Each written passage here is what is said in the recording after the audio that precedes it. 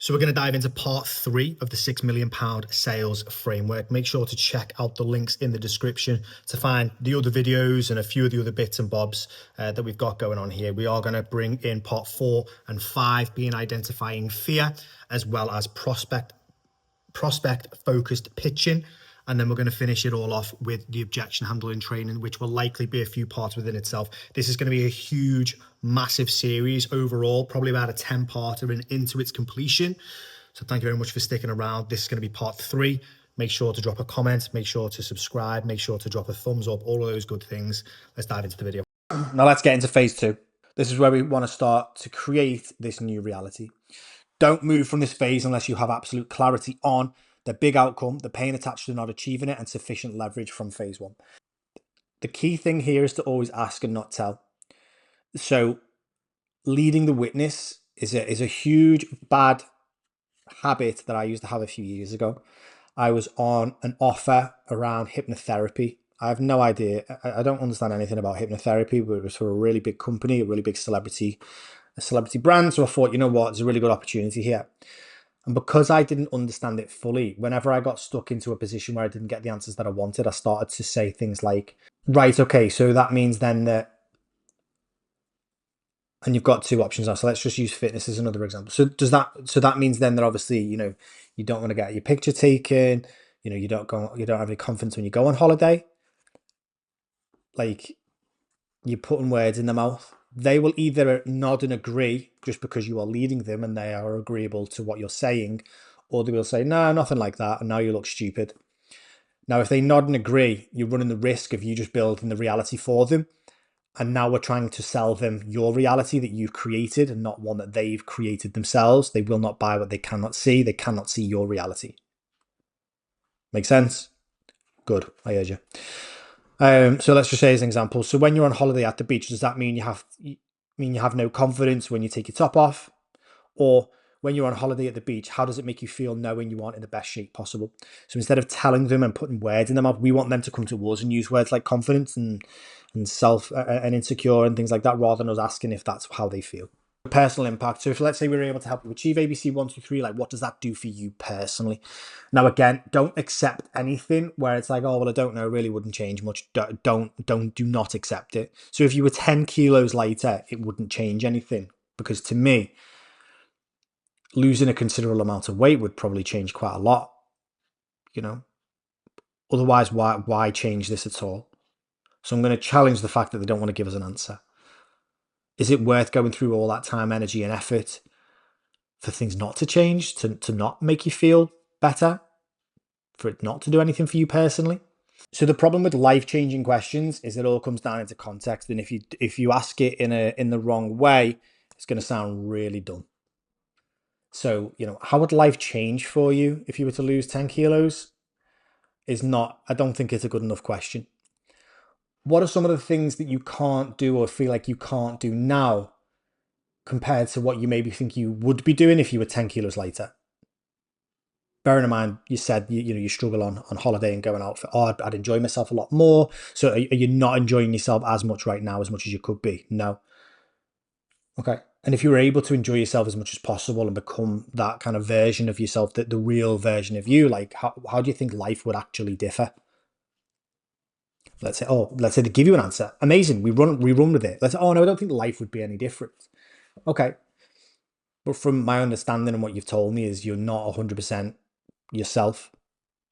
So do you think you're living 100% of the life that you could live based on the fact that you don't feel 100% yourself?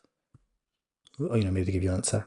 So if you were able to live a life where you felt 100% of who you are, Steve, how would life be different? I'm forcing them to give me an answer. Now, they still might not have an answer, and we can go down the route of, well, maybe this isn't something that you do really want. I'm going to give them an opportunity to run away. Whenever they kind of fight back and challenge back and kind of remain with the status quo, I'll give them a chance to run away, because I want them to then be able to sell themselves back into the moment of this conversation. Now, again, what would that do for your family? You only talk about that if they brought their family into this conversation, if they even have one. What would that do for you? What would that do for your family and friends? Like, they're not going to answer it properly. No, obviously you mentioned there that you have 3 kids and You have a wife. Like, how do you think that they would feel knowing that you were able to achieve this? Oh, they'd feel really proud and yada, yada, yada. Okay, why do you think they'd be proud? Because of this, because of this, because of this. And the likelihood is, so this is a really good one as well. The likelihood is they'll bring in, like, if they've got kids, they'll say things around being a role model and whatever else. And the questions that I like to always go into is the past.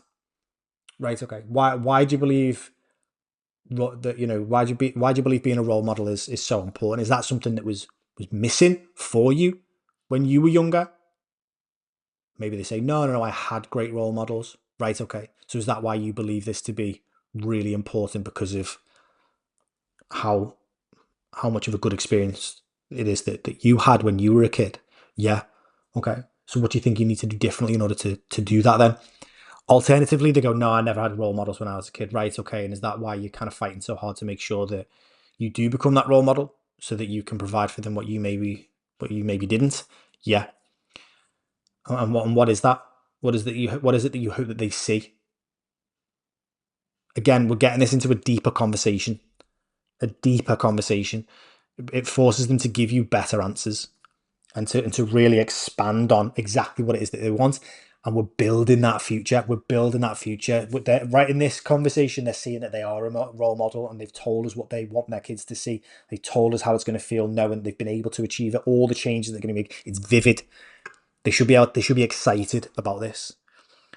But you'll be able to identify if they're hesitant or fearful of anything. I always like to ask, do you believe that this actually could be real for you? Or how does it feel talking about this as something that can genuinely be a possibility for you in the future? Oh, it feels great. It feels amazing. Cool. Hesitancy, we handle it. We can also dive in and use phrases like only if you want to. I mean, obviously, you don't have to do any of this, but why do you want to?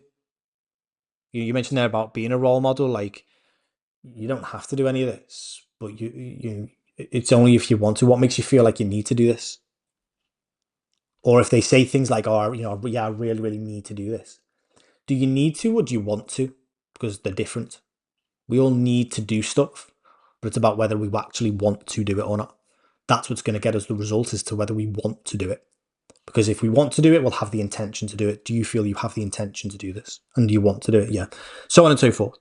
So we're making them kind of self-commit to themselves that this is the future that they want to build, which becomes, again, it just becomes really, really important. And again, only move to phase 3 when you feel like you have genuine excitement and certainty. Now, here's the one that I feel really good about. And I feel I can do this. This is where the gap starts to really get huge. This is where, if we go back to what we were talking about before, this is where we're going to start pushing the gap this way, because it's the consequence of an action. So if we've successfully future paced, this should feel like a kick in the stomach or a kick in the dick moment. Like, we've built that vivid reality. We're super high. We love it. We love it. We love it. Yes, this could be real. This is why it's real. This is what I want. This is everything. But then it comes crashing back down. So slow everything down, change your tone and tempo, and make it challenging and hard. Watch their body language change. This is what I alluded to before. So the whole point is to bring them crashing down. We need to help them understand the consequence of doing absolutely nothing, not achieving their goal, continuing down the current path. So this is an example where people are just saying, oh, it'd just be more of the same. But if we have more of the same, what happens? How's that going to make you feel, knowing that still another 6 to 12 months to 24 months later, you're still going down the same path that you've been trying to fix? How does that feel? And would you be okay with that? Are you willing to allow that to happen? Consequence. What happens if you don't make a change? What would that look like? How would it make you feel knowing that you haven't? So I've put hadn't there, but haven't. We're talking, we want to talk as if they haven't taken the steps. I want them to think as though they haven't taken the steps and they're in that reality now. We want everything from the top of the mountain to feel incredibly raw and like, oh my God, I didn't do it. Are you willing to settle for this? Would you allow this to continue happening? So we want to get all that information. And now we're going to go into, well, you don't have to do this, but it's an incredibly powerful thing to be doing. Who's responsible for where you are right now And then who's responsible or who's in control as to whether you do go and achieve ABC 1, 2, 3, or as to whether you stay exactly as you are right now. We want them to commit to change and agree that they are, without doubt, the sole responsibility of everything that happens next. Because if I can get them to agree with that, we're onto a winner. One thing that I like to ask as well. Now, this one works really, really well if they've brought up role models, but also in another niche if it's about business growth and whatever else as well. So if this is a binary question, let me ask you a question then. So if you're in control, if it's your responsibility and whatever else. So let me ask you this. What type of decision, if we were to fast forward 12 months from now, and that successful version of yourself that's built that business, that's making an extra 10 grand a month and has got more time with the family and say all these things. If they were to look back at this moment right now, what type of decision do you think that they would have made in order to get there? Do you think it would have been A, do everything within their power to ensure that they take the steps necessary to go and achieve all of those things, no matter how hard, no matter how difficult, no matter how unsure they may be of whether they could do it or not? Or B, just allow that self-doubt, allow that fear, or allow anything to hold them back? And they'll go, well, A, obviously. Okay. And is that the type of decision that you feel that you need to make today in order to get there? They'll probably say yes. Hopefully they'll say yes. So this is where we never want to weaken opposition. We want to maintain leadership throughout. We want to challenge them appropriately and help them face uncomfortable truths. So this is where you might get them, they'll withdraw a little bit and they might not necessarily want to give you big answers or detailed answers. So you have to challenge, you have to keep pushing in order to bring that out of them. Don't accept the surface level. Oh, I'll be more of the same. But are you going to be okay with more of the same? You don't sound like a man that would spend all of this time, energy, and effort to, in another 12 months' time, still just have more of the same. You don't seem like the type of dad that wouldn't want to become that role model that you said that you wanted to become, because you never had it. Now, do you want more of the same, or do you want to become that person? Yeah, I really want to become that person. Okay. So we need to improve this language. We need to change the way that we think and we talk about ourselves, because more of the same is not what you want unless you believe it. So do you believe that you want more of the same? No. So should we start talking as if we want more and we want to become that person? Yeah. Okay. You can see what I'm doing there. You've just got to hold that position. You've got to hold that frame of you are the leadership. And you can even say things like this, like the coaching starts now. Whether we work together or not, the coaching starts now. I need to help you get out of your own way. Because being in your own way right now is the reason why you're here where you are right now. And in order for you to get to where you want to be, we need to think in a different way. We need to act in a different way. We need to become different. Are you prepared to do that?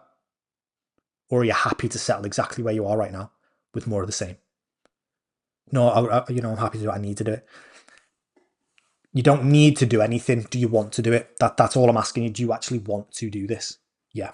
Okay, cool. So we're getting all of those small commitments and we're getting them to say yes. We're getting them to commit to change, not our program. And that's massively important. This phase should teach them new things about themselves that they maybe didn't want to know, just didn't know previously, or need to understand to move forward. So the entire process of this for me is to, as I alluded to earlier on, is to teach, coach, and guide. Teach them something that they maybe didn't know about themselves or about their problem. Coach them to rewire, reframe the way that they think, the way that they see themselves, the way that they see their future, the way that they see their consequence and what it is that they have and what they want. And then ultimately guiding them to a decision at the other end of fear, typically, but guiding them to a decision. And let's have a look at some implementation guidelines. Tone and delivery throughout. We need confidence in every question, conviction in your approach, and clarity in your communication, and leadership in your positioning. Pacing and control. So this is quite hard to do. It's quite hard to learn quickly. So it is going to come with practice. It's going to come with taking your time. It's going to come with reviewing your calls and understanding the areas that you do speed up in talk and maybe where you do need to lean back or lean in, whatever it might be.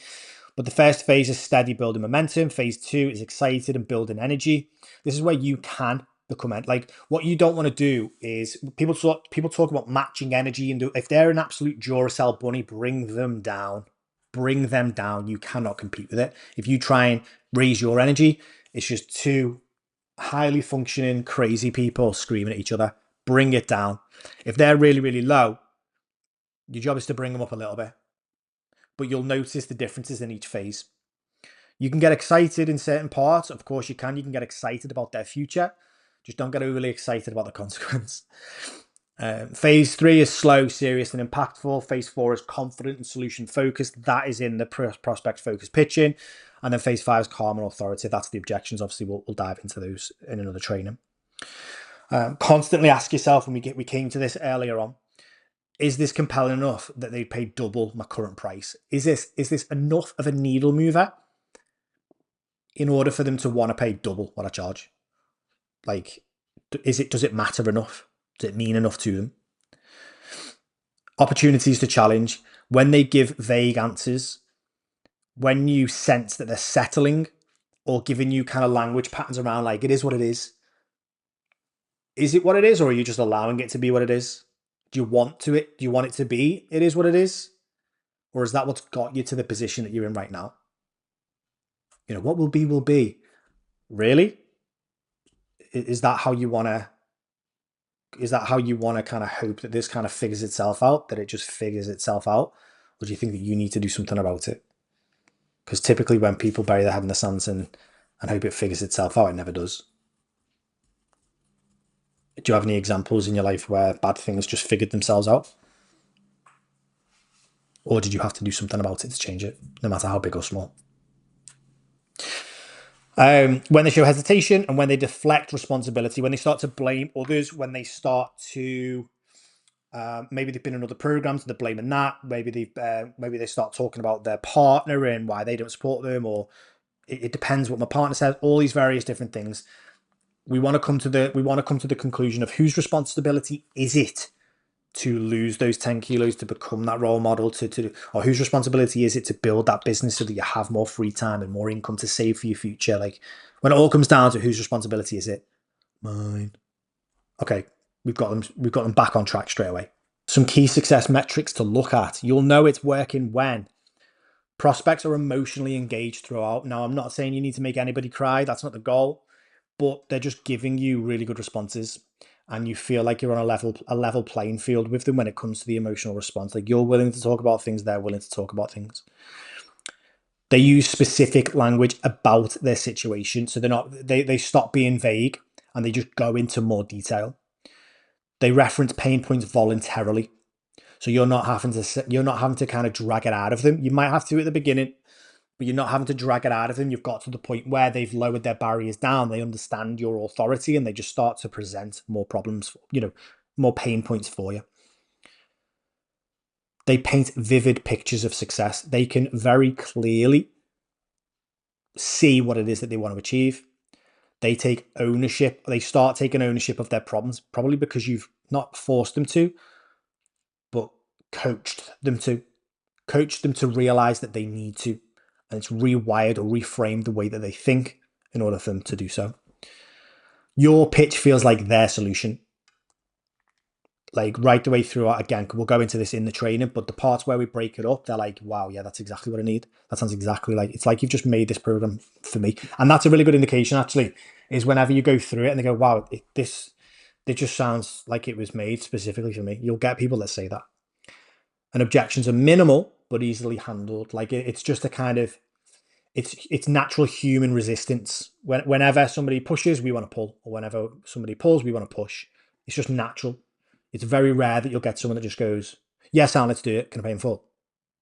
It's rare. Red flags that indicate problems. Surface level answers throughout, and you haven't been able to kind of unlock it. There's no emotional engagement. Vague. It's the opposite of what we spoke about. I'm not going to dive into that too much. But multiple objections after pitching means you've basically had a shit show. Continuous improvement. So record your calls, analyze which phases need work, and you'll be able to see that through the types of answers that they give you and the way that you ask the questions. Does your body language and your tone change, or does it need to? practice the transitions between phases so that you can categorically see where one phase stops and one won't, and then the next one begins. And refine your challenge moments. The way that you try and challenge people at the beginning will be really awkward. It won't feel very comfortable, but you'll get better. You'll get better as time goes on. The ultimate goal is to leave every prospect feeling like they received a high level of service, regardless of the outcome. They should feel heard and understood, challenged appropriately, guided through a valuable process, and clear on the next steps. And again, this isn't about manipulation, it's about leadership and helping people make decisions that will positively impact their lives. So I appreciate you spending the time and going through this training with me. The likelihood is you'll have seen this split up into 2 or 3 parts. What I want you to be able to do is watch one of the videos and implement it and action it as quickly as possible. What I'll also do is in the description of each video, provide you with links to some of the case studies to show you some of the people that have kind of been through this process with me, where I've helped develop their sales, their closing, whatever you want to call it. And then there'll also be some links to some of the sales call reviews that I've provided in the past as well, to give you some context to some of the stuff that we do. Join me in part 2, where we cover fear, how to identify it, and how to ultimately close more deals, bank more cash, and have way more impact